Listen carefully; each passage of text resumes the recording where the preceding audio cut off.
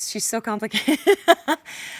We start off as Anna as a child, actually, in the beginning of the film, and so we see her progress from a young child into a woman. She's a woman with extreme trauma, who's sort of was taken in by someone who raised her. She lost her family, and she's sort of trying to cope and deal with her loss throughout the film. So she's, she's making the best of it and really, trying to make it through. Yeah, geez. I think that the movie in its totality was a challenge for me. I mean, everything, it's sort of like the culmination of everything I've already done in my career, but not at this level, right? So the heightened emotion, the heightened action, all of the complex relationships, the smart romance that kind of goes on in it. There's nothing worse to me than a kind of a dumbed down connection between two people. Like, I want to see really that sort of fireworks chemistry that comes from real intelligence, from two people who are playing a game. That to me is very interesting on screen.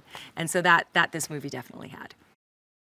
Well, he's a father figure to her. He's her second father, so she lost her father as a young kid. And so he takes her in and becomes this really role model for her, but it's a little more complex because he's also her partner when she becomes an adult, and they're friends, but there's also this, there's this father-daughter relationship. So it's a really beautiful connection they have, and I'm so glad it was Sam because, I mean, you don't always have connection with people, right? And with Sam, I knew it would be there.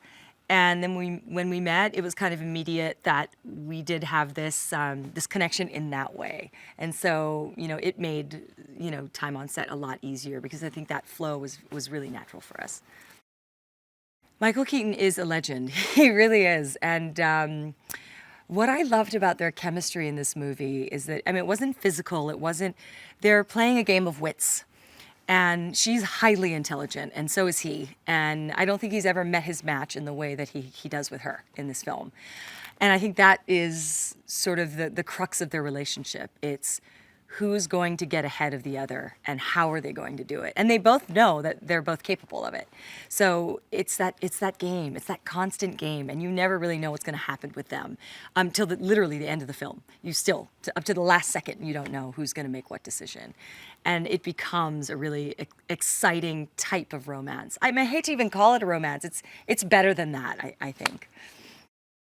So I would say that I think going in, I certainly was excited to be with this person who had a standard of action that was, I looked up to in such a huge way. But funnily enough, I also my own standard was really tough, and I was even pushing even for more than he was. And so there was a lot of prep, obviously a lot of rehearsals, a lot of I had different doubles come in and out because, there was just certain things that one could do that others couldn't do in terms of the prep for action. But I have one of the biggest stunts of my career in this movie, and I have to say, there's only been 2 times in my life where I've been had fear right before a stunt. Only twice. Once in Die Hard and once in this movie, and that's huge for me because I'm not really scared.